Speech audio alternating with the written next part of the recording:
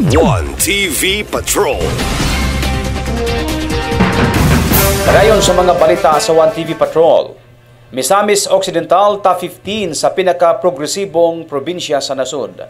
Apil ang Misamis Occidental sa top 15 sa pinaka-progresibong probinsya ug padayon pa ang paglambo sumala sa 2024 first half survey nga gihimo sa government ug International Independent Survey Institution.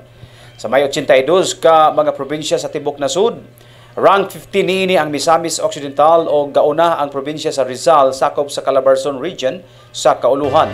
Sumala pa nga ang provincial ranking ibasihan ang populasyon o income weighted average o mga individual nga adunay income o financial loan capacity. Wala pay pamahayag niini ang kagamahanang provincial labi na ni Governor Henry Waminal apan sigurado o apan kini nga kalambuan siguradong ikalipay kaayo sa Asenso administration.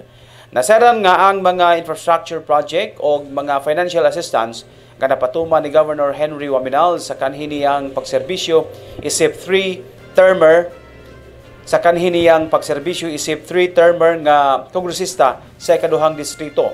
Dako og tampo nga inanay nahawas ang probinsya gikan sa top 20 nga pinaka-pubring probinsya sa nasod nga mga dekadang nasinati sa mga misamisnon o kining nga kalambuan inanay na usab nga nasinati sa unang distrito.